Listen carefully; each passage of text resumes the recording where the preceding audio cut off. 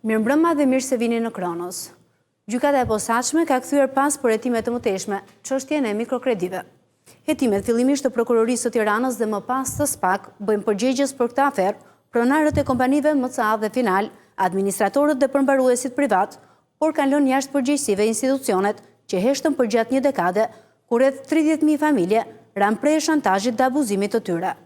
Për një kredi të pashlyer, debitorëve ju janë marrë pronat për vlera qesharake, ndërsa të tjerë kanë vuajtur për muaj me radhë pa mundësim për të jetuar për shkak të bllokimit të llogarive bankare, duke mos u respektuar minimumi jetik.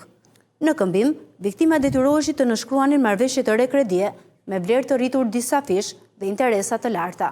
Sipas hetimeve të zhvilluara, vlera e abuzimit ndaj qytetarëve në këtë skemë arrin 37 milion euro, ndërsa rezultojnë të tjetërsuara 1.700 prona, vlera e të cilave ende nuk është përllogaritur.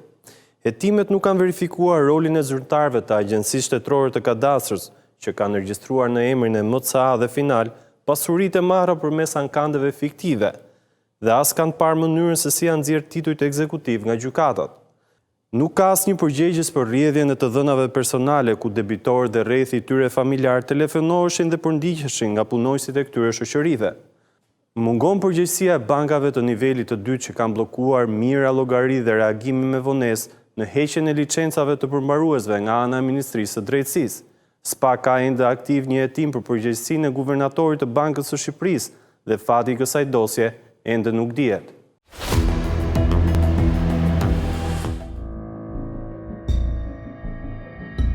Plot një dekadë pas nisjes së një skeme gjigande mashtrimi, me dhënien e kredive dhe mbledhjen e borxheve të këqija të bankave, Prokuroria e posaçme mbylli hetimet, duke vënë në akuzë organizatorët e kompanive private që krijuan skemën dhe një pjesë të ndihmësve të tyre, por pa gjetur përgjegjësi nga institucionet që mbyllën syt dhe lejuan lulëzimin dhe sofistikimin e saj përgjatë viteve. Pas dërgimit në gjykatën e posaçme, gjyqtarja Fiorella Davidi vendosi të kthejë për plotësim hetimesh në SPAK çështjen penale në garkim të 16 individëve dhe 4 kompanive, të akuzuar për mashtrime me pasoja të rënda, përmes skemave të mikrokredisë dhe mbledhjes së detyrimeve financiare.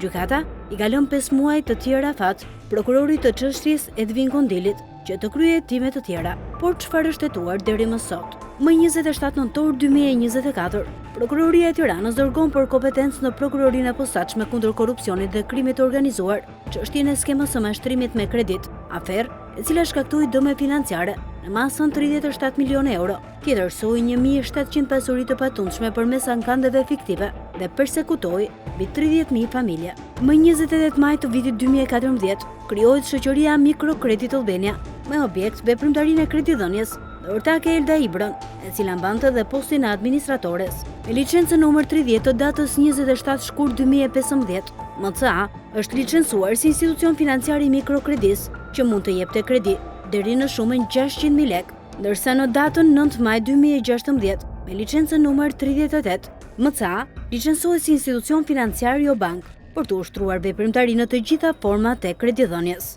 Ndërsa kishte bërë kërkesë dhe vijonte procedurat për të marrë licencë, në gusht të 2015, MCA lidh marrëveshje me Bankën Procredit për blerjen e detyrimeve me vonesë, pjesë e kredive të pashlyera. Pak a shumë në të njëjtën periudhë, themelohet kompania Shërbimi Përmbarimor FS në pronësi të Aldo Dakës, punonjës si kompanisë tjetër përmbarimore ZIK në pronësi të Arben Meskutit. Meskuti e më pas mamaja e tij kanë administruar 2 shoqëri të tjera përmbarimore me emrin Star dhe Flash përgjatë kësaj periudhe. Ndër vite, administratorët dhe ortakët e shoqërive përmbarimore FS dhe Flash, madje dhe përmbaruesit e punësuar në këto shoqëri, rezultojnë të jenë punonjës të shoqërisë përmbarimore ZIK, po ashtu në pronësi të Arben Meskutit. Në shtator të vitit 2016, bashkëshorti i Elda Ibros, Indieri Olsi Ibro, ble kompaninë ligjore ADCA, firmë të cilës i hiqet licenca e dhoma kombëtare avokatisë. Kompania ndryshon më pas aktivitetin e saj në zbatim të punëve të tjerëve dhe pronësia kalon të Arben Meskuti, të cilit i bashkohet një tjetër ortak, Indrit Çuberi, kunati i tij, ndërsa motra e tij Ernela Çuberi, me licencë notereje, ndihmonte në zbatimin e skemës së ekzekutimit të borxheve të këqija që bliheshin nga bankat apo institucionet financiare. Në vitin 2019, Arben Meskuti bledhe institucionin financiar Final për vlerën 250.000 euro. Final është përdorur nga ky grup për t'i shkuar në ndihmë skemës së abuzimit duke krijuar kushte për të shtrënguar kreditorët që të marrin kredi pranë final apo MCA me interesa të larta, ndërsa përmbaruesit bashkë me këto shoqëri kanë rritur disa fish vlerën e detyrimit mbi atë që kishte nxjerrë gjykata në titullin e ekzekutimit, me qëllim zhvatjen e qytetarëve dhe rritjen e fitimeve për vete. Në fund, skema përfundon duke tjetërsuar pasuritë e patundshme të qindra njerëzve përmes ankandeve fiktive. Hetimet e prokurorisë së Tiranës dhe më pas të miratuara nga prokuroria e posaçme kanë evidentuar se blerja finale është bërë për të shmangur rreziqet që mund të vinin nga organet ligjzbatuese për shkak të ankesave të shumta të qytetarëve ndaj MCA-s dhe zyrave të përmbarimit. Nga hetimi është provuar se shoqëria Final ka ushtruar aktivitet në të njëjtën qendër me shoqërinë MCA dhe ADCA. Të dhënat e portofolit të kredive të debitorëve në vonesë të Final janë hedhur në të njëjtin server ku ndodheshin të dhënat e debitorëve të shoqërisë MCA. Sipas edhe kontrollit të ushtruar nga Banka e Shqipërisë në vitin 2020, rezulton se stafi i shoqërisë Final përbëhet vetëm nga 3 persona, ku rënditen administratori dhe 2 punonjës të financës. Banka e Shqipërisë ka konstatuar se në periudhën 2019-2020, nga 10.052 klientë të cilët kishin kryer pagesa tek shoqëria Final, 8.074 prej tyre janë kredituar nga MCA dhe shuma e kredive të akorduara nga MCA është në vlerën e 1 milion eurove. Por si nisi e gjithë skema? Ishte viti 2015, kur autoritetet publike vendosën të zgjidhin gërçin e krijuar prej vitesh në sektorin financiar. Niveli kredive me probleme kishte kaluar 25% të totalit të portofolit, shifër shumë e lartë, ku 1 në 4 lekë të dhëna hua nuk ktheheshin.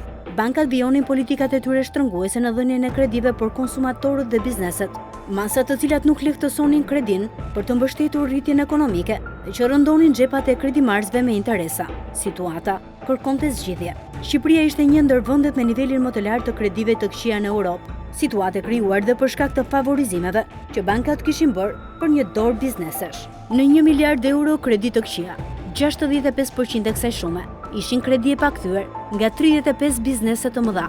Pjesa e mbetur ndahej në qindra mira debitorë të vegjël. Pa bërë një analizë të saktë për përgjegjësinë që vetë sistemi bankar kishte në krijimin e kësaj situate dhe pa kërkuar përgjegjësi për të shkuarën, ku pagesat e buxhetit të shtetit gati falimentuan kompanitë më të mëdha në vend, duke shkaktuar një zinxhir borxhesh te furnitorët, kontraktorët dhe gjithë sistemin, synimi ishte mbyllja e shpejtë e problemeve të krijuara.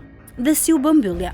Duke fshirë nga bilancet një pjesë të kredive të këqija në kurrizë të kapitalit të aksionerëve të bankave, të cilët për shkak të sistemit të sëmurë që ngritën vetë, nuk folën, as nuk u ankuan.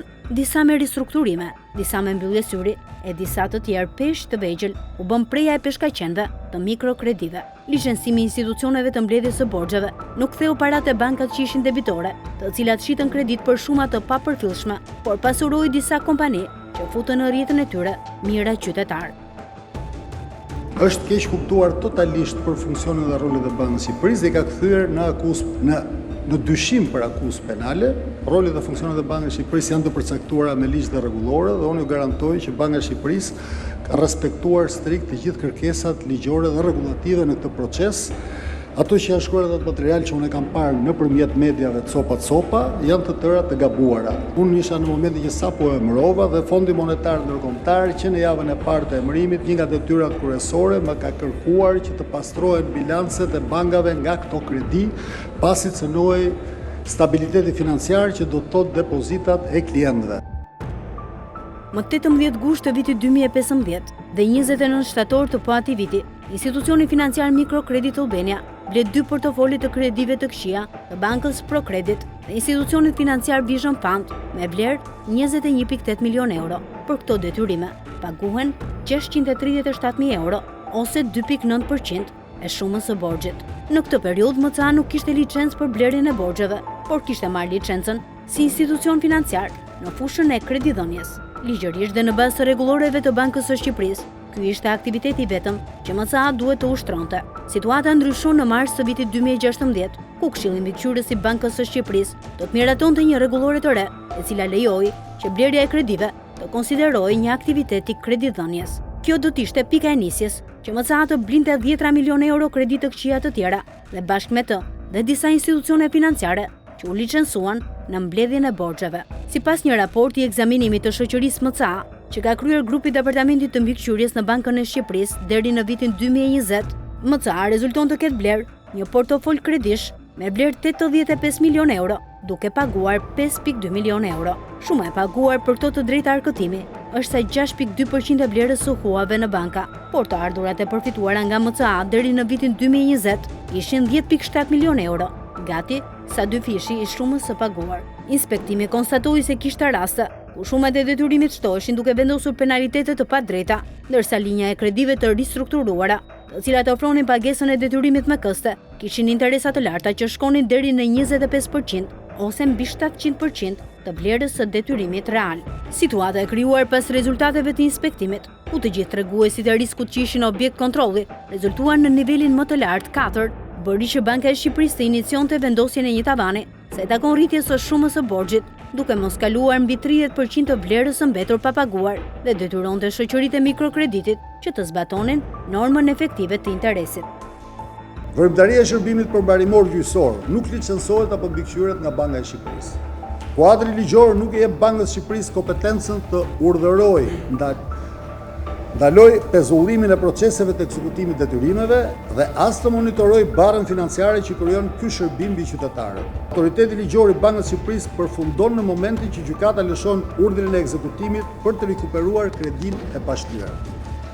Çdo proces përtej këtij momenti, ankandet, vendosja e sekuestrove apo çdo veprim tjetër procedurial i ndërmarrë nga shoqëria përmbarimore është jashtë kompetencave ligjore të Bankës së Shqipërisë dhe nuk mund të ndiqet apo të rregullohet prej saj.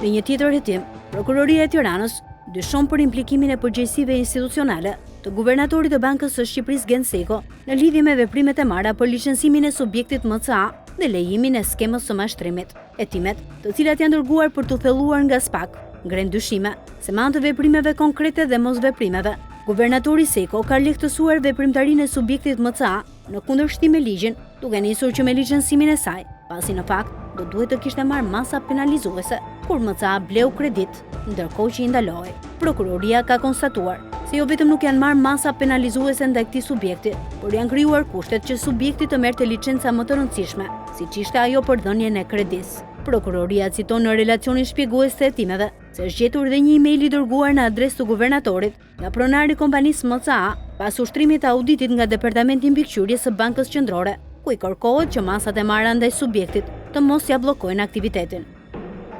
Në datën 14 dhjetor 2022, ortaku i subjektit Mikrokredit Albania i është drejtuar guvernatorit të Bankës së Shqipërisë me një mesazh elektronik, ku parashtrohen përpjekjet e kryera për realizimin e rekomandimeve, si dhe kërkohet që të merren në konsiderat masa alternative, të tilla që të mos bllokojnë tërësisht aktivitetin e subjektit. Prokuroria vëren se Banka e Shqipërisë nuk ka marrë asnjë hap konkret për të monitoruar blerjen e kredive dhe mënyrën e ekzekutimit të tyre, dhe pse kishte vite që këto problematika ishin denoncuar nga qytetarët. Sipas organit të akuzës, në kohën që mira qytetarë kishin rënë pre abuzimeve, autoriteti vetëm që mund të ndalte subjektin ishte Banka Qendrore dhe guvernatori si institucion që jep ose revokon licencat. Një tjetër pikë dyshim ishte miratimi i shitjes së kompanisë Final të Arben Meskuti, ku Banka e Shqipërisë ka dhënë miratimin paraprak, edhe pse kishte me 10 denoncime të qytetarëve për praktikat abuzive të institucionit financiar MCA në bashkëpunim me zyrat përmbarimore të lidhura me Arben Meskutin. Banka e Shqipërisë pezulloi licencën e MCA-s në vitin 2022 për aktivitetin e kredidhënies, por jo për atë të mbledhjes së borxheve, çka i hapi rrugë një tjetër skeme të madhe abuzimi, që ishin ankandet fiktive të shitjes së pronave të qytetarëve. Më 6 shkurt 2024, Banka Qendrore pezullon dhe licencën e mbledhjes dhe ristrukturimit të kredive, 4 muaj përpara se kësaj të drejte t'i mbaronte blefshmëria, ndërsa revokon licencat për të 2 subjektet Final dhe MCA në maj 2024, pas valës së arrestimeve që nisi për këtë skem Prokuroria e Tiranës. Në hetimet e SPAK, ku hetohet për grup të strukturuar kriminal, nuk janë përfshirë përgjegjësitë institucionale të Bankës së Shqipërisë. Për këtë pjesë është një tjetër çështje e hapur që po heton një tjetër prokuror. Për të shtrënguar debitorët që paguanin kredit në vlerën e rritur, kërcënimi nga grupi kriminal bëhej duke shantazhuar me marrjen e pronave të tyre. Ky ishte kulmi i abuzimit të skemës, i cili lulëzoi gjatë vitit 2023 dhe muajve të parë të vitit 2024. Veprimet përmbarimore janë kryer nga përmbaruesit Rigel Zbeko dhe Altin Bako, ndërsa Sajmir Dojgjani, Astrid Kaptelli dhe Rok Deda janë angazhuar me heqje të sekuestrove konservative nga bankat dhe kadastra, të pronave dhe llogarive të sekuestruara. Vlerësimi i pasurive është bërë vetëm nga një ekspert vlerësues. Yliana Sejfo, veprime të pamundura për të bërë nga një person i vetëm, të cilat ulin dhe zhvlerësonin pasuritë me disa fish. Pas aktit të ekspertimit, prona dilte në ankant, ku pala debitore nuk njoftoi, ankanti dështonte dhe zhvilloi një procedurë e dytë, e cila gjithashtu dështonte, duke çuar vlerën e pronës në ankantin e fundit në masën 10% të saj, e cila blihej dhe regjistroi më pas në emër të MCA. Janë 1656 pasuri që kanë kaluar në ankante fiktive nga qytetarët e MCA dhe 54 që i kanë kaluar final. Ja se çfarë ka dëshmuar një punojëse MCA për këtë proces.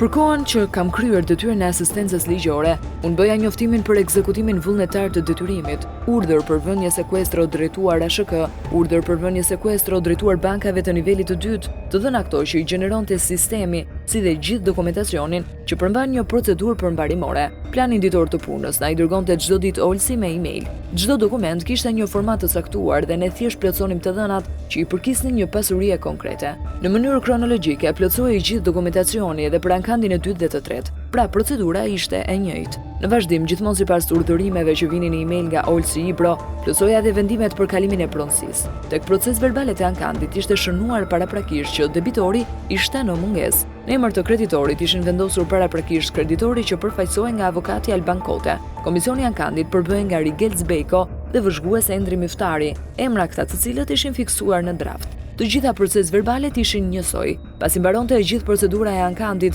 dokumentacioni me sa di unë merrej në dorëzim nga zyra e ekonomistes dhe në dijenin time, ato bënin aplikimin për regjistrimin e pronës në Agjencinë Shtetërore të Kadastrës në emër të MCA dhe final. Kjo është dëshmia e një qytetari të cilit për një debit të mbetur në vlerën 880 euro, i është marrë shtëpia 3 katëshe, me sipërfaqe 300 metra katror dhe 500 metra katror truall, ndërsa ishte sekuestruar automjeti dhe llogaritë bankare. Rreth viteve 2008-2009, së bashku me bashkëshortën time, kemi marrë një kredi në shumën 500.000 lekë të rinj. Këtë kredi e kemi marrë për të blerë orëndi shtëpiake. Në atë periudhë unë punoja në një shoqëri ndërtimi, ndërsa bashkëshortja ka qenë e papunë. Këtë kredi e kam shlyer rregullisht, duke shlyer shumën prej 650.000 lekë të rinj. Me sa më kujtohet kam mbetur pa paguar vetëm 2 këste në shumën 55.000 lekë të rinj. Në dijenin time edhe këtë shumë e kam paguar, por nuk disponoj dokumentacion. Në muajin tetor 2023, vëllain tim e ka telefonuar një miku i tij, duke i thënë që në ambientet e gjykatës së shkallës së parë të jurisdiksionit të përgjithshëm në Vlorë ishte afishuar prona ime. Ai ka dërguar vëllait me foto këtë afishim. Pasi kam marrë këtë dokument, kam në takim me përmbaruesi gjyqësor Rigel Zbejko. Ky i fundit më ka thënë se nga ana ime nuk ke probleme dhe unë ja kam kthyer përsëri praktikën shoqërisë MCA. Ai në praninë time ka kontaktuar me punonësit e ASHK-s në Vlorë dhe më ka thënë që prona ime është e pastër dhe nuk ka asnjë sekuestro dhe në sistem dele lirë e pablokuar. U njoha me vendimin e mësipërm dhe dua të shpjegoj se nuk kam patur asnjë informacion që kjo pasuri ka kaluar në emër të MCA-s, është hera e parë që e shoh. Edhe pse janë zhvilluar procedura të dyshim të ankantit, asnjë nga drejtuesit apo punonësit e Agjencisë Shtetërore të Kadastrës në këtë periudhë nuk është pyetur nga SPAK apo të jetë vënë në dyshim se përse nuk kanë verifikuar procedurën se si është zhvilluar ekzekutimi pronës nga ana e përmbaruesit, i cili ka vendosur sekuestro në masë në 10 pasuri të pamundura për të zhvilluar fizikisht brenda ditës. Pikpyetje të tjera për mungesën e përgjegjësisë institucionale në këtë hetim dalin dhe sa i takon rolit të Agjencisë Kombëtare të Shoqërisë Informacionit, e cila administron të dhënat personale. Dosja e dërguar në prokurorinë e posaçme me grupi prokurorëve të Tiranës dhe hetimi zhvilluar nga SPAK nuk jep përgjigje se ku ishin siguruar të dhënat personale të debitorëve dhe rrethit të tyre familjar, të cilëve në blok ushtroi presion dhe telefonata të shumta nga punonësit e kompanisë MCA. Në këtë skedul të një debitori është shënuar emri i tij, ai bashkëshortes, kunatës, motrës, vëllait dhe pjesës më të madhe të rrethit të afërmve, bashkë me adresat e shtëpive, vendin e punës dhe pasuritë. Jo vetëm debitori, por edhe të afërmit e tyre kërcënoheshin me sekuestro dhe marrje të pasurisë. Të dhënat personale, numrat e telefonit të tyre apo të familjarëve të debitorëve, prindër, fëmijë, vëllezër, motra dhe bashkëshortët e tyre dhe të dhënat të gjendjes civile, punësimet e të tjerë janë gjetur dhe përdorur në mënyrë abuzive nga rrethi subjekteve të kallëzuara, konkretisht nga punonësit dhe drejtuesit të shoqërive MCA, ADCA dhe më pas nga shoqëria final. Qytetarët dhe familjarët e tyre merreshin në telefon dhe kërcënoheshin se duhet të paguanin detyrimet, përndryshe do t'u sekuestrojë pasuria e luajtshme dhe e paluajtshme. Gjithashtu qytetarët kanë marrë në vazhdimsi njoftime shkresore, po të kësaj natyre, pa nënshkrime dhe pa logo përmbaruesi. Nuk pres gjë tjetër nga Partia Socialiste, në fakt kjo është filozofia që kanë pasur këto 11 vite, edhe duke hikur mendojnë për pakicën dhe për oligarkët. Besoj që meriton të votohet sigurisht kundër, por nuk duhet vinte në mënyrë absolute në parlament në fillim të janarit kjo iniciativë. Në disa raste, hetimet kanë gjetur se bllokimet e llogarive bankare nuk janë bërë vetëm për debitorin, por për të gjithë familjen. Një procedurë tërësisht jo ligjore, jo vetëm se i takon respektimit të minimumit jetik, por dhe të bllokimit të llogarive të personave që nuk janë debitor e që nuk kanë patur marrëdhënie debie me subjektin që ka dhënë kredin. Bllokimet janë bërë në masë përmes një sistemi që dërgonte me mira kërkesa brenda ditës, të cilat zbatoheshin nga punonjësit e bankave të nivelit të dytë, pa ngritur dyshime për këto procedura, pa verifikuar debitorin dhe duke mbajtur jashtë afateve ligjore të bllokuara llogarit. SPAK nuk ka gjetur asnjë përgjegjës as sa i takon implikimeve që kanë patur vetë bankat e nivelit të dytë. Qytetarët janë ankuar se para sekuestrimit të llogarive të tyre bankare apo pasurive, ata dhe rrethi i tyre familjar kanë marrë telefonata të shumta deri në përndjekje nga persona që prezantoheshin si përfaqësues të shoqërisë ADCA.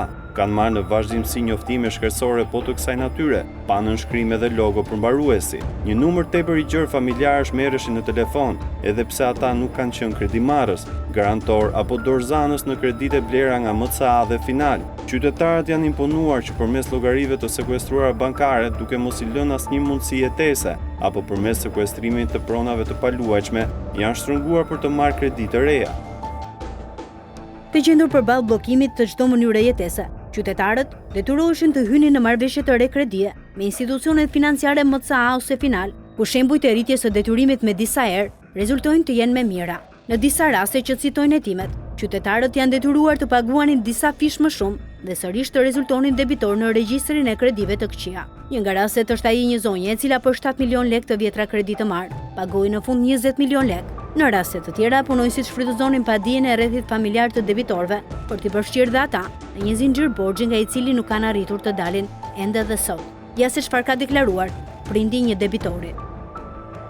Në vitin 2008, djali im ka marrë një overdraft e Tirana Bank në vlerën 55.000 lek, gjë për të cilën unë nuk kisha asnjë dieni. Ai në atë kohë punonte si shpërndarës picash pranë piceriera. Pas disa vitesh, djali im u largua për në Angli për një jetë më të mirë. Në vitin 2019, mua më ka ardhur një zarf me post nga shoqëria MCA dhe ADCA, ku më thuaj se duhet të paguaja një detyrim prej 227.000 lekësh. Në zarf kishte 2 letra përmbarimore dhe një numër celular, dhe pasi mora në telefon më thanë që duhet të shkoja t'i takoja të zyrat, me zgjedhje gjeta si adresë sepse nuk kishte asnjë tabel. Dhe kur shkova atje, kam takuar personin me emrin Indrit, i cili më tha se duhet të paguaja detyrimin e djalit, sepse ndryshe ai do të futej në burg kur të kthehej nga Anglia dhe do të kishte shumë probleme. I thash se unë isha në gjendje të rënduar ekonomike dhe nuk kisha mundësi paguese për një shumë të tillë. Ai më tha se duhet të merrja një kredi tjetër për ta larë borxhin, sepse nëse nuk do i paguaja, djali do të kishte shumë probleme dhe kredia do të shkonte disa herë më shumë. E gjendur në këtë situatë, unë u tremba shumë dhe pasi kam bërë një debat të madh me burrin tim,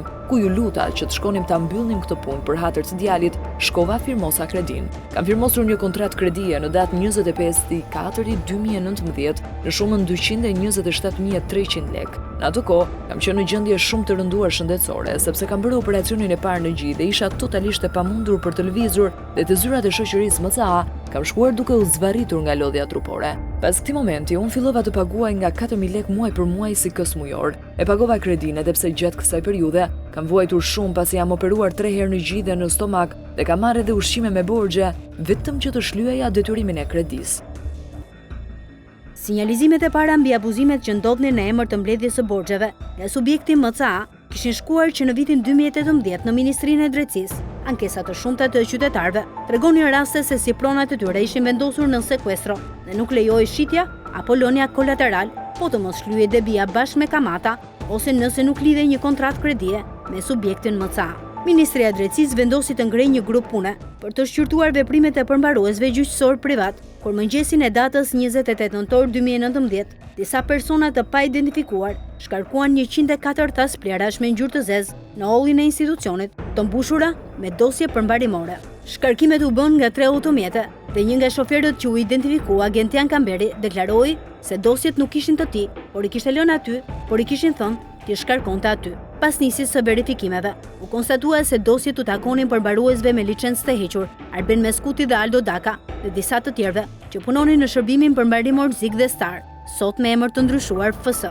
Zyrat përmbarimore bashkëpunonin me institucionin financiar MCA. Gjatë kësaj periudhe, prokuroria nuk ka parë as përgjegjësitë që ka patur Ministria e Drejtësisë dhe dhoma kombëtare e licencimit të përmbaruesve gjyqësor gjatë kësaj periudhe. Në një hetim të kryer nga Ministria e Drejtësisë, u gjet se kompania MCA ushtronte presion ndaj kreditorëve, duke i shtrënguar përmarrjen e kredive pranë saj me interesa të larta. Pas këtij konstatimi, ish-ministra Etilda Gjonaj dërgon në vitin 2020 një kallëzim 700 faqe në Prokurorinë e Tiranës, pasi heqë licencat e përmbaruesve të përfshirë në skem.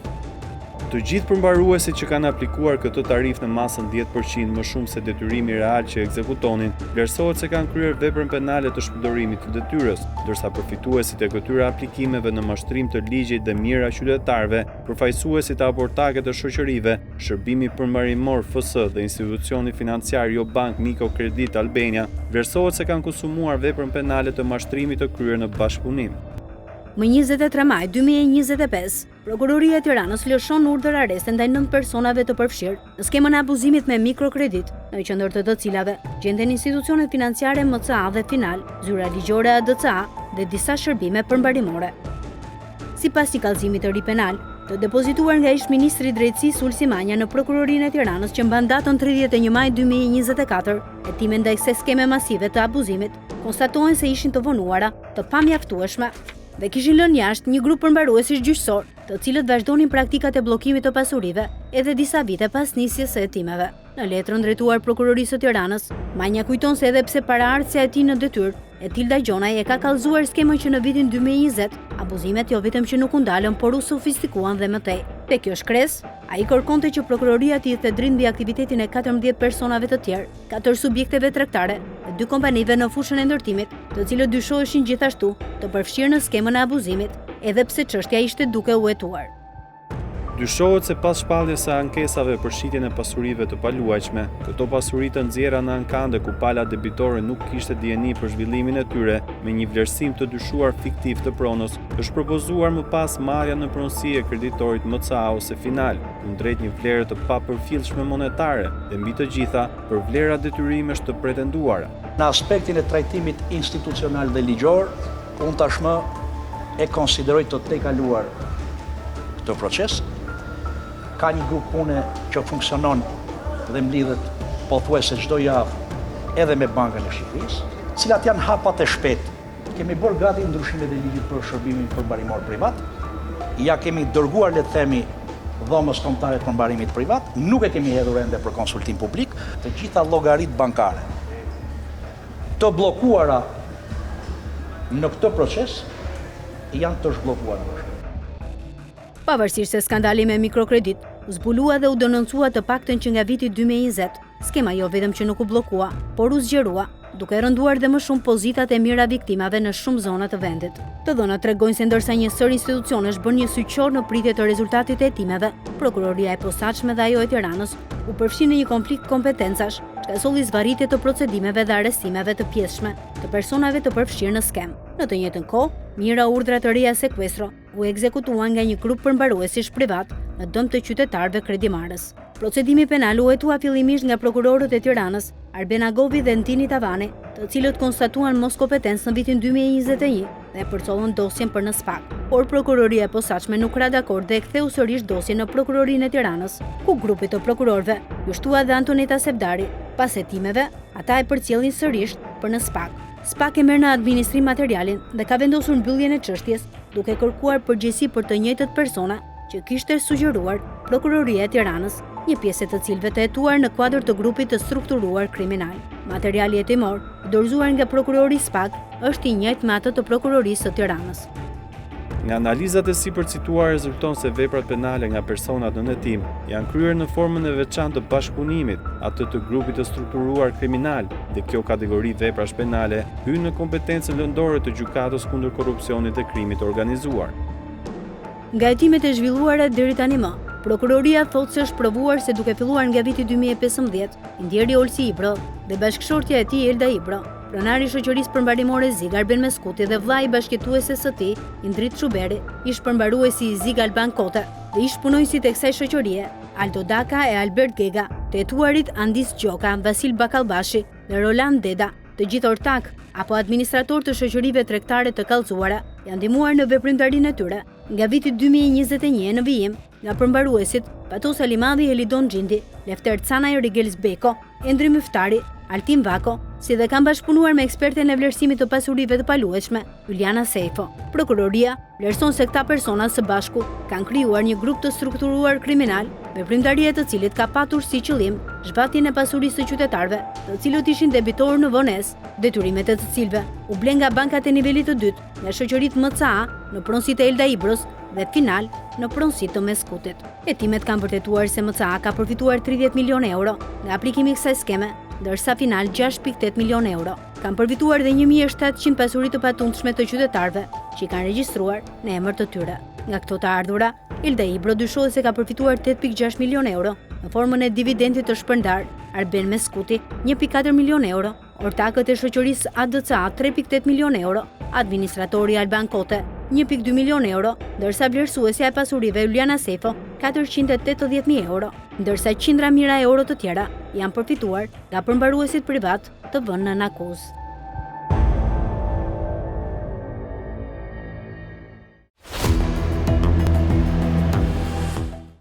Jemi kthyer në studio dhe për të biseduar për aferën e mikrokredive, na është bashkuar avokati Gentian Serjani. Genti, shumë faleminderit që jeni në Kronos për të folur për këtë çështje. Mirë se erdhe, Genti. Faleminderit juve. Në fakt është një çështje e cila ka zgjatur 10 vjet, po me sa duket ende viktimat vazhdojnë që të kërkojnë drejtësi si në çështjen penale edhe në atë civile. Si ju duket për nga përmasat e përhapjes dhe numrit të viktimave që ka shkaktuar kjo skemë abuzive? Pra janë rreth 30.000 familje të dëmtuara në 10 vjet.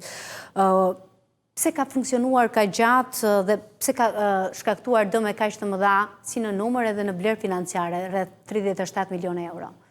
Në fakt, na vjen keq kur bëhet fjalë për familje të varfra dhe ata që janë prekur më së shumti nga gjithë kjo skema piramidale janë familjet e varfra. Numri që është një numër tej normales, 30.000 familje cilët janë prekur, tregon qartazi që nuk ka funksionuar në asnjë moment këto 10 vite parandalimi për mos ardhur këto familje në një situatë të tillë, në një situatë të tillë ku ne kemi parë që edhe një nga ata të prekur për këtij sistemi, për kësaj skeme piramidale, ndroi jetë edhe para organeve të akuzës. Gjithashtu kemi parë që edhe hetimet për sa i përket prokurorisë shkallës së parë Tiranës u zvarritën tej mase për të nxjerrë ndoshta edhe për ta dërguar pranë gjykatës, pranë prokurorisë posaçme si çështje. Kjo tregon që ne si shtet nuk patëm mundësi që të parandalonim ardhen e pasojave të rënda për këto familje, ardhen e pasojave të rënda përsa i përket pronave të këtyre familjeve, situatës ekonomike këtyre familjeve, po edhe pasojave të tjera që ka të bëjë me strehimin, sepse disa prej tyre ju është për prona, disa prej tyre është për banesa, disa prej tyre nuk kanë mundësi sot që të jetojnë ashtu siç duhet jetojnë një familje shqiptare, sepse jetojnë me qera, pasi prona është marrë nga kompanitë e mikrokredive.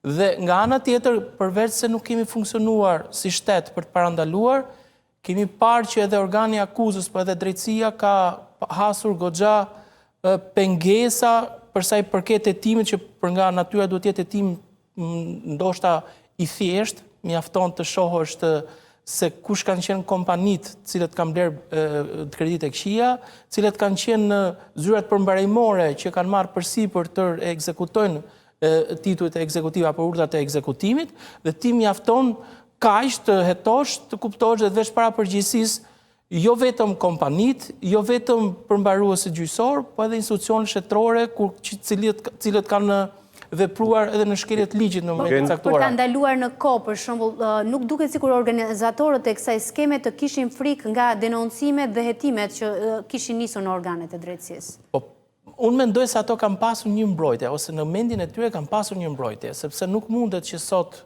të vërtet ne jemi një shtet që funksionon aty ku do dhe nuk funksionon aty ku s'do. Duhet funksionojë. Dhe çfarë ndodh, kur bëhet fjalë për shuma të mëdha dhe kur bëhet fjalë për struktura të mirë organizuara së bashku për të rrjepur popullin e varfër, sepse populli i pasur ka tjetër përballje me institucionet.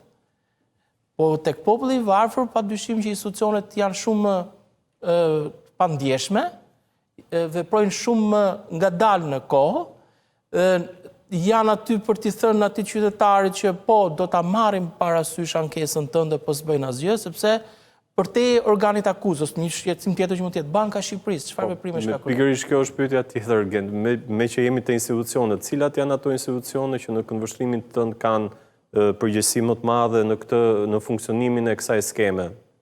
Si do t'i rëndisje? Xhev, jo më larg se sa një javë më parë më ka kontaktuar një zonjë që kishte marrë një kredi tek një nga këto kompanitë e mikrokredive, kishte marrë një shumë dhe në kontratë nuk e kishte lexuar që ishte një penalitet 2% në ditë të shumës. Që ka akoma kontrata të tilla dhe kredi të tilla. Dhe tani nga shuma që kishte qenë X lek, ishte trefishuar shuma. Edhe pse ka një rregullore të Bankës së Shqipërisë që e ndalon jo më shumë 30% rritjen e detyrimit. Po, është e bardha në të zezë. Pra, për aq kohë sa kemi akoma situata të tilla, dhe zonja më ngritë shqetësimin, si ti jap zgjidhje, se shkoj te përmbaruesi më ka dhënë një numër fiks që nuk më hapet fare. E marr atë të kompanisë ku ka marrë mikrokredin, thot, duhet shkosh tek qendra që të ristrukturosh kredin. Shkoj te qendra, nuk më lejojnë me taku. Pra kjo është situata aktuale, ndërkohë që një parandalim mund të ishte Banka e Shqipërisë. Banka e Shqipërisë duhet kryej edhe ajo hetimet e saj për sa i përket këtyre kompanive. A janë kontratat e tyre ashtu siç duhet të jenë sipas legjislacionit shqiptar? Po të kemi akoma kontrate me 2% penalitet në ditë për qytetarët shqiptar, është në shkelje. Këtë e kanë thënë edhe vendimet gjykatave cilët kanë shkuar individ për të hequr këto penalitete që shkojnë në shuma shumë të larta, dhe mjafton që Banka e Shqipërisë të jetë më aktive për sa i përket parandalimit. Nga një ranë më vjen mirë që në 2025 nuk kemi pas më shritje të kredive të këqija te këto kompanit. Pra, bankat e nivelit 2 e kanë marrë mësimin. Tani duhet të marrin mësimin kompanitë e mikrokredive që japin këto mikrokredi në kohë rekord për qytetarë cilët kanë laku në fyt, dhe që duke e parë që familja, individi ka laku në fyt, këto abuzojnë me këto penalitete dhe këtu duhet të jetë Banka e Shqipërisë. Kontratë që vendosin para për të firmosur. E firmosin, po ne kemi edhe fakt pak si tradit, ne nuk shohim, nuk lexojmë para se mi firmos, ne e japim shpejt firmën. Edhe kanë ndodhur gjëra të këqija në vendin tonë vetëm me këtë firmën që e vëm pa e parë se çka shkresa më parë. Pra për të kthyer është Banka e Shqipërisë një nga institucionet që duhet të ndërmarrë veprime konkrete për ta parandaluar një situatë tillë. Kemi pa që nuk ka vepruar në kohë, dhe a mund të themi që ka dhe ajo fajin e saj në gjithë të, a duhet shkojnë hetimet edhe drejt kësaj për të pasur cilët janë brenda bankës strukturat kompetente për të parandaluar dhe për të shkuar drejt individualizimit të fajt, kush është fajtori. Prokuroria e posaçme në fakt i mbylli hetimet madje në një kohë rekord duke marrë të gatshëm materialin që kishte sjell grupi prokurorëve të Prokurorisë së Tiranës, por siç e tham, nuk kishte përgjegjësi institucionale, që mund ta prisnim deri diku nga SPAK këtë lloj drejtësie, meqense ndodhi dhe një akt fatal i vetvrasjes në shenjë proteste të një prej të abuzuarve të kësaj skeme. Gjykata e posaçme ka kthyer pas për hetime të mëtejshme këtë çështje. A duhet që s'pak të kishte hetuar përgjegjësinë institucionale dhe detyrimet që tashmë po i le gjykata e posaçme prokurorit të çështjes dhe çfarë do të thotë shtyrje e hetimeve? Do të thotë mungesë e vonuar drejtësie për palët e prekura apo Patjetër, ku bëhet fjalë për rikthim të hetimeve, nga njëra anë është veprim i mirë që është ndërmarrë nga gjyqtarja që ka gjykuar çështjen. Pra gjyqtarja nuk ka mjaftuar me hetimet që janë kryer nga prokuroria, që ashtu siç thoni edhe ju, janë copy-paste nga prokuroria e shkallës parë të Tiranës dhe vendimi i marrë nga gjyqtarja që ka pasur çështjen në seancën paraprak është vendim i mirë për të përgëzuar. A kemi kosto tek individët për sa i përket kohës zgjatjes edhe nevojës kohës që ka për të rjetuar, dhe këtu për shembull është për të parë sërish këto 5 muaj, sepse nëse kemi një vendim për hetimet të tjera, duhet të parë cilat kanë qenë hetimet që ka kërkuar gjykata e posaçme tani për të kryer organin akuzës. Sepse kanë veprime konkrete. Se janë veprime konkrete, pra gjyqtarja nuk ka qenë relativisht është një kohë gjatë 5 muaj, nuk shumë pak çështje. Kam frikë se do jenë hetime të plota. Po pra, pikërisht për këtë arsye them që edhe dosja thuajse është e njëjta si prokurisë Tiranës. Nuk kemi parë herë të tjera që gjykata e posaçme të jap një afat kohor kaq gjatë prokurisë për të hetuar një çështje penale, se praktikisht ti kur shkon me vendim për ta dërguar çështjen në gjyq i ke kryer disa veprime, po dukshëm në këtë rast prokuria nuk ka kryer asnjë veprim. Por një tjetër gjë që shohim në këtë histori Gent është që ping-pongu që kanë institucionet me njëri tjetrin, duke ja pasuar njëri tjetrit përgjegjësinë, ku Banka e Shqipërisë nga ana e saj shprehet se kjo skem ka qëndruar në këmbë për shkak të përmbaruesve, për cilët duhet ishte Ministria e Drejtësisë që duhet të merrte masa dhe prokuria më pas me hetimet e saj, ndërkohë që Ministria e Drejtësisë nga ana tjetër thotë që skema mund të ishte ndalur edhe nga ata që i kanë licencuar këto institucione. Kush mendoni që ka përgjegjësi më të madhe në gjithë këtë histori ping-pongu? Mendon që përgjegjësia është tek Banka e Shqipërisë apo tek Ministria, të përmbaruesit, prokuroria?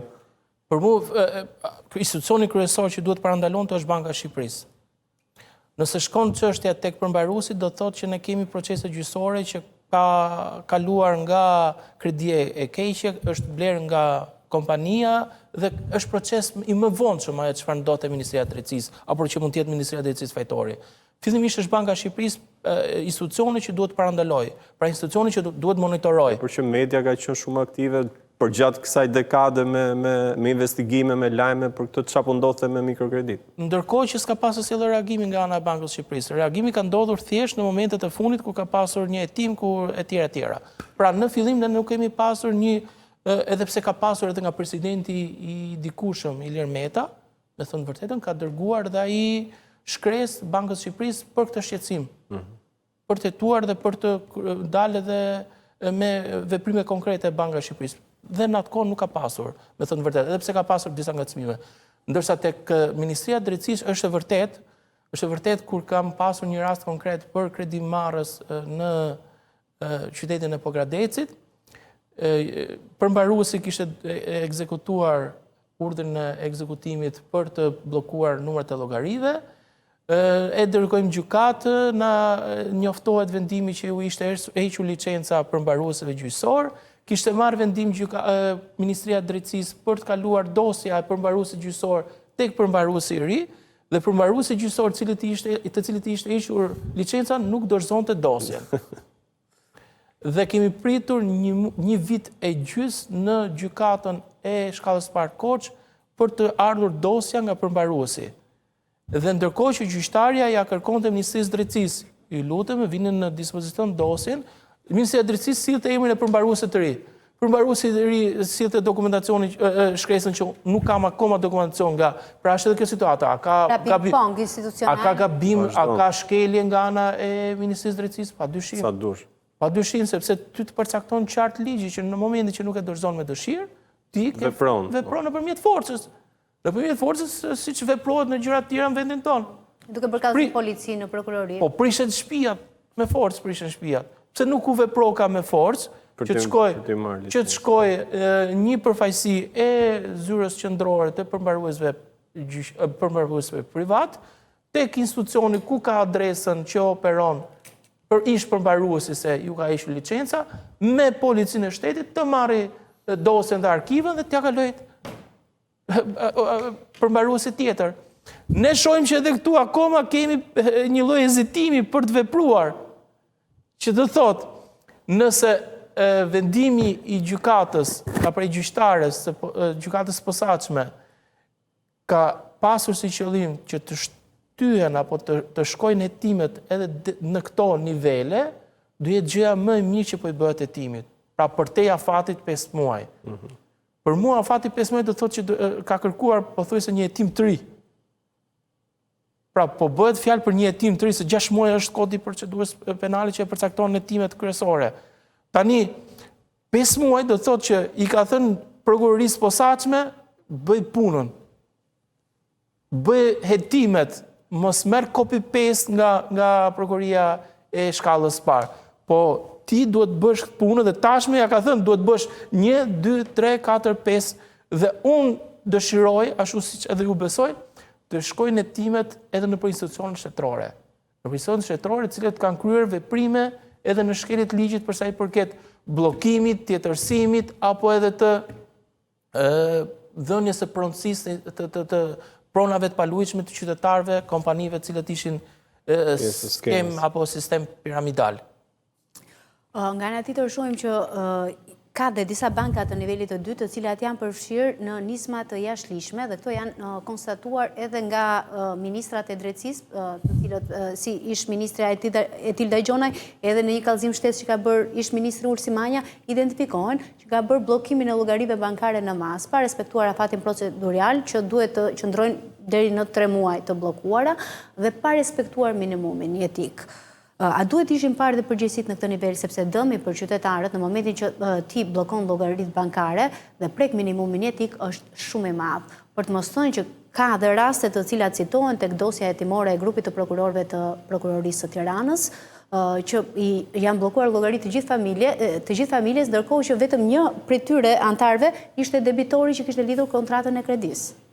Është vërtet, po në diskutimin... Se mund të duket sikur bankat nuk preken asnjëherë, por dhe punojësit e bankave kanë përgjegjësi, të cilët nuk i kanë dëgjuar ndonjëherë dhe duhet që të bëjë një thirrje institucionale në nivel politik që të zhbllokohesh llogaritë. Unë kam pas rast konkret në qytetin e Elbasanit me një bankë të nivelit 2. Shkoj bashkë me zonën të cilës ishte bllokuar paga minimale, punonjëse e pastrimit qytetit e Elbasanit, kishte marrë një kredi për arsye shëndetësore, nuk e kishte shlyer dhe ishte bllokuar paga që ushqente familjen me atë pagën. Shkoj dhe i them si ju keni bllokuar ku kemi të bëjmë me një pagë minimale që mund të jetë për numrin e banorëve, për numrin e familjes që kishte zonja, mund të ishte në nivelin e minimumit jetik që është përcaktuar me studimet avokat pop, se kjo është edhe keqja e vendit tonë. S'kemi minimum jetik. Dhe mu desh përballje, jo vetëm me të, edhe shkresore, po edhe me drejtorinë qendrore të zyrës juridike të asaj banke, dhe që i dha zgjidhje zonjës. Por nuk mund po duhet të angazhonte një avokat. Ndërkohë që kemi të bëjmë me raste të cilët nuk kanë mundësi financiare që të përballojnë avokatin. Jam totalisht dakord, po këtu vlen për të parë dhe shkelja që është kryer nga ana e bankave të nivelit të dytë. Banka të nivelit të dytë, madje ka raste të tjera që nuk u i vën dispozicion qytetarëve as shkresën e përmbaruesit. Që paktën qytetarit të di cili është përmbaruesi që ka dhënë urdhrin për bllokimin e llogarisë së saj. Sot më marrin telefon dhe u them shkoni te banka për të marrë secili përmbarues që më pas ty në kontakt me përmbaruesin apo me kompaninë cilën ka marrë, nuk u jepet nga ana e bankës, që është një tjetër shkelje. A duhet këtë përgjegjësi, a duhet mbaj përgjegjësi edhe në këto nivele, patjetër. A duhet që të jetë një nga ato direktivat e dhënë nga ana e gjyqtares për prokurinë e posaçme? Do ishte shumë mirë për të kuptuar deri në ç'nivel nivel, sepse nëse përmbaruesit vazhdonin me këto veprimet e palishme dhe nuk kishte asnjë lloj ndalese, qoftë nga institucionet ishte sepse ata gjenin institucione të dobta në interpretimin ligjor dhe në zbatimin e ligjit.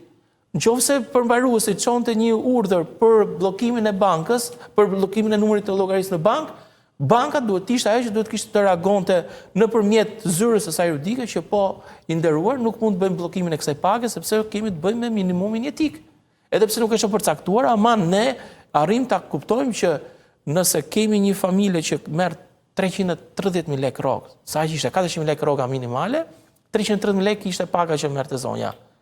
Dhe tani 330.000 lekë që merrte dhe ti ta bllokosh për një urdhër të një përmbaruesi kur ti ke detyrimin ligjor ti thuash që jo, unë nuk mund ta bëj dot bllokimin e këtij numri llogarie, sepse kemi të bëjmë me pagën minimale që është paga që me cilën zonja ushqehet. Që për më tepër klienti i bankës ishte zonja, me të cilës ishte bllokuar llogaria dhe praktikisht institucioni financiar duhet kishte interesin në mbrojtjen e saj. Megjithatë ka patur dhe raste kur vinin urdhra përmbarimi edhe rreth 200 në ditë, që nuk të dilte koha fizike që të hartojë gjithë të shkresat. Dhe kishte edhe dyshime dhe indicje, madje ka patur edhe denoncime nga disa banka të nivelit të dytë. Disa të tjera i kanë zbatuar këto. Dhe besoj se kjo mund të ishte një pasqyrë e pastër për punojësit e bankave që kryenin këto veprime të jashtëligjshme, madje edhe për ta denoncuar. Mjafton që një nga zyrat juridike këtyre bankave ti futesh pak më me themel shqyrtimit të shkresës dhe legjislacionit shqiptar për sa i përket mbrojtjes që duhet i bëhet konsumatorit apo klientit të bankës për sa i përket nivelit të minimumit jetik, po edhe të informacionit, se si mundet të marrë informacion për mbaruesi edhe për fisin e diku që kishte marrë kredi. Pra për vllajën, për motrën, për xhajën, për dajën, pra sepse ato kanë çu shkresa edhe për njerëz që s'kishin një lidhje të afërt me familjarin i cili kishte marrë kredin. A kemi të bëjmë me shkelje të ligjit sërish tu, si mundet që ASHK-ja të japi informacion mbi pronat që gëzon vllai apo motra e diku që ka marrë kredi. Ndërkohë që ligji përcakton qartë, rrethi familjar mund të jetë. Pra, kjo tregon qartë që nuk kemi në asnjë moment nuk kemi parë institucionet që të zbatojnë ligjin dhe jo të kenë më vullnet për të mbrojtur qytetarin. Pak ka një tjetër hetim aktiv për këtë dosje dhe e cila është dërguar në fakt nga Prokuria e Tiranës, e cila dyshon që në tolerimin e kësaj skeme dyshohet që mund të jetë i përfshirë edhe guvernatori i Bankës së Shqipërisë. Mendon që ky hetim duhet të bashkohej me këtë hetim që i është kthyer pas sërish prokurisë së posaçme, pasi tani në prokurinë e posaçme janë 2 hetime për çështjen e mikrokredive. E kuptoj. E para punës për shkak të ngarkesës që ka vetë prokuria e posaçme do ishte mirë që të bashkoheshin të ishte një hetim për bashkët. Pra kjo nga ana e ngarkesës. Për sa i përket nëse kemi të bëjmë sërish që guvernatori akuzohet për këto skemë, për skemat e kompanive të mikrokredive, padyshim që çështja duhet ishte bashkuar. Kemi të bëjmë me një fakt penal. Pra nuk kemi të bëjmë se po hetohet për një ngjarje tjetër apo për një fakt penal tjetër. Kemi të bëjmë me një gjë të përbashkët, pra abuzimi i kompanive të mikrokredive me qytetarët shqiptar. Pra aq kohë sa të 2 hetimet shkojnë në të njëjtën fakt penal, të 2 hetimet janë për të njëjtën qëllim, do ishte edhe e udhës për të edhe për ekonomi hetimore. Për ekonomi hetimore. Pra që ne të mos kishim hetime në drejtime të ndryshme dhe nga prokurorë të ndryshme dhe nga OPG të cilët shkojnë edhe merren me gjëra që janë një në themel.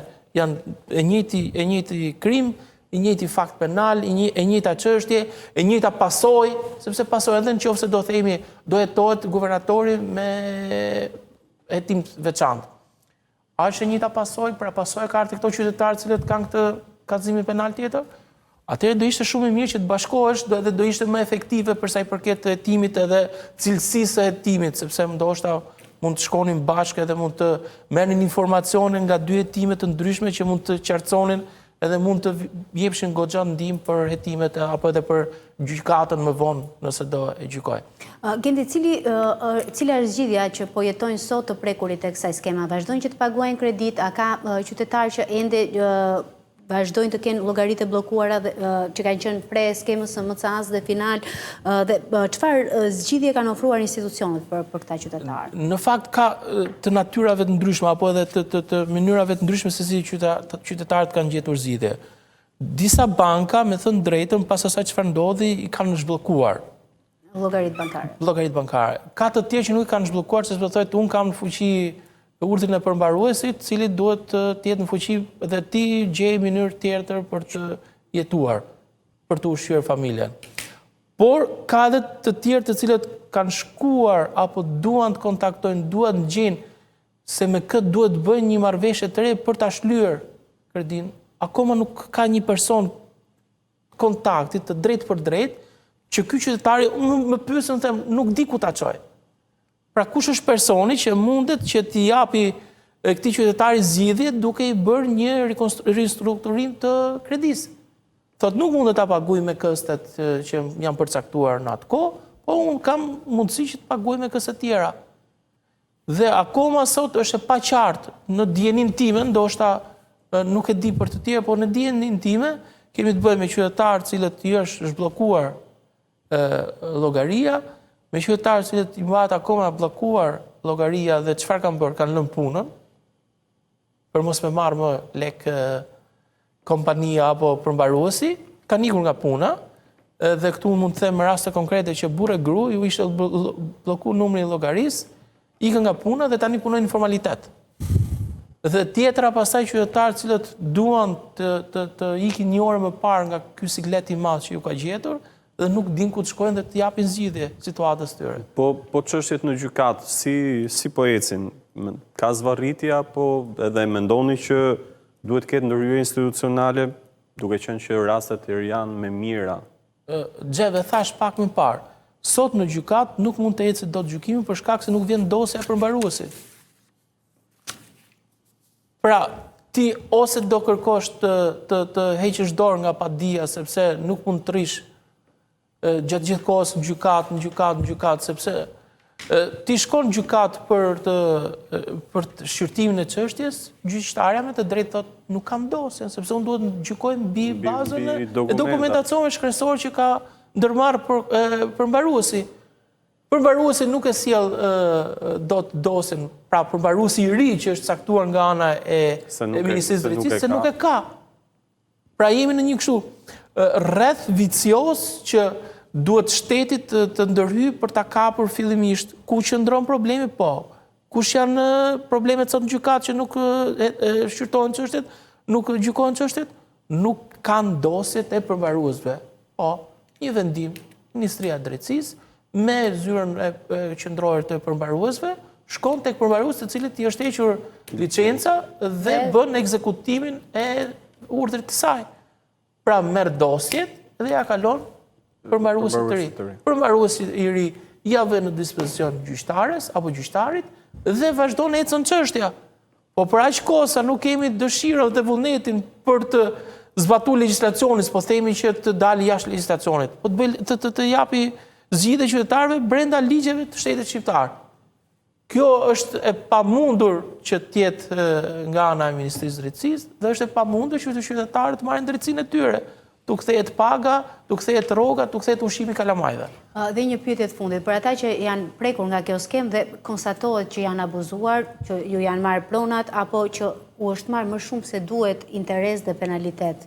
A mund të shpresojmë për dëmshpërblim dhe nga varet fati këtij dëmshpërblimi me çështjen penale apo me çështjen penale dhe më pas ata duhet t'i drejtojnë gjykatës civile? Nëse do kemi një vendim nga ana e gjykatës posaçme që do t'i nxjerrë, do t'i shpallë fajtor të gjithë këto kompanitë e mikrokredive, prej këtu lind e drejta e çdo qytetari për veprimet të cilat kanë të bëjnë me këto kompani, t'i drejtojnë gjykatës për zgjidhjen e kontratave të shitjes apo edhe gjithë procedurës që është ndërmarrë nga ana e kompanive të mikrokredive, po edhe për të kërkuar një lloj dëmshpërblimi për aq kohë sa prona e tyre është tjetërsuar apo është bllokuar nga veprimet palishme që janë kryer nga këto kompani. Gendi, shumë faleminderit për mundësinë e bashkëbisedimit. Faleminderit juve. Faleminderit. Ky ishte Kronos edhe për këtë javë, bashkë do shihemi të mërkurën që vjen po këtu në MCN. Natën e mirë.